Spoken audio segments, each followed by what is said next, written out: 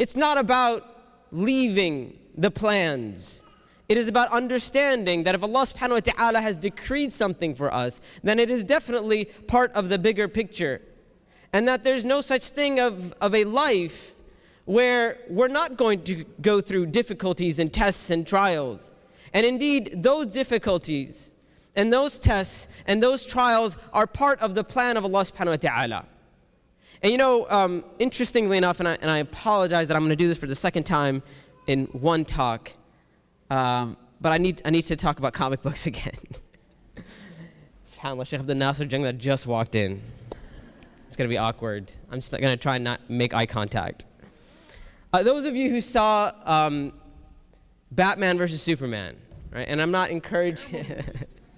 Why would you bring that movie up? Okay, first of all, I'm not going to defend that movie, right? Even though I believe it was awesome, right?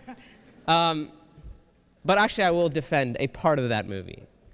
So one of the criticisms of that movie is that the main villain in the movie, he's a lacking character, right? His motivations are not clear, and usually when it comes to storytelling, it's an important aspect of storytelling that when you have characters that you understand their motivations and they have a story arc and so on, a character arc and so on and so forth. So a claim that is made, by the way, about Lex Luthor, who is the main villain, and if I've completely lost you, I apologize. I'll be done with this analogy in like 3 or 4 minutes, inshallah. But there's a claim that he doesn't have, there's no, like his motivations are not clear. He just hates Superman and he's trying to kill Superman and he's trying to get rid of him. But in actuality, those of you who saw the movie, and I'm not encouraging you to watch movies or watch that movie, just want to make that clear for all the parents and uncles and ammus in the house. But he actually makes his motivations very, very clear in a particular scene. There's a scene where he's standing on the rooftop. It's called like the rooftop scene, where he has Lois Lane, the love of Superman, and he throws her off of the building. It's a very high building, and he throws her off because he knows Superman's going to come and save her, and that's why he does that. And Superman does come and save her, and then he comes and he faces Lex Luthor. And then Lex Luthor at that point explains to him why he hates him so much. And he says, look, I learned long time ago, and this is not an exact quote, but it's pretty close to what Lex Luthor says. He says, I learned long time ago that you can't be all good, you can't be all powerful and all good at the same time, right? If you're all powerful, then you won't let anything bad happen, right? So if God, and he says this in his speech to Superman, he said, if God is all powerful, then he cannot be all good. And if he is all good, then he cannot be all powerful. I figured out way back. If God is all powerful, he cannot be all good. And if he is all good, then he cannot be all powerful. And neither can you be. And he views Superman as you know, he cannot, obviously Lex Luthor can't go after God, so he can go after a quote unquote, وَالْعِيَاذُ بِاللَّهِ, a godlike being. Right? So he views Superman as a godlike being. The problem of you on top of everything else. You above all. Because that's what God is. Horus, Apollo, Jehovah, Kal-El, Clark, Joseph, Kent. So he says, listen, I want to prove to the world that you're not a good person, that you're not good, because if you were good, then you wouldn't allow any type of bad or evil to exist. They need to see the fraud you are with their eyes.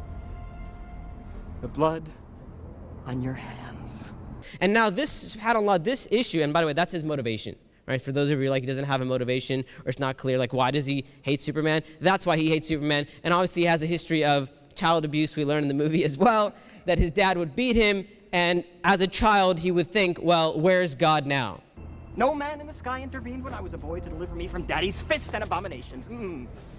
Like, if God is all good, then how come God isn't protecting me from my father hitting me? Right? So he came to the conclusion that God can't be all good. Now, this is what we call a shubha, a doubt in our aqeedah, in our belief.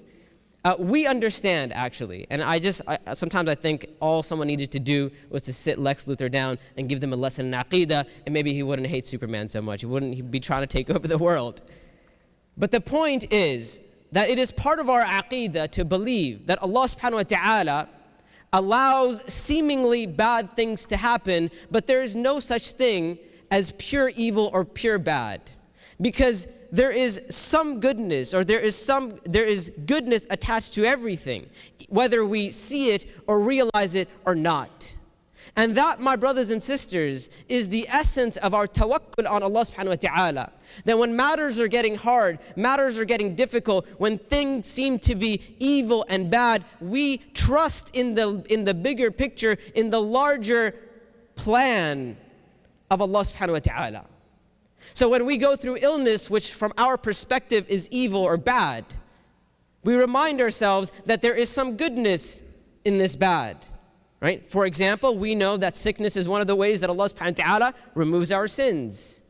Difficulty as a whole is one of the ways that Allah subhanahu wa ta'ala removes our sins. So Allah subhanahu wa ta'ala puts us through difficulty to cleanse us of our sins, to raise our rank with Allah subhanahu wa ta'ala. And that is why if we look at the lives of the prophets, all of them, every single prophet went through tests and trials, and they went through immense difficulty.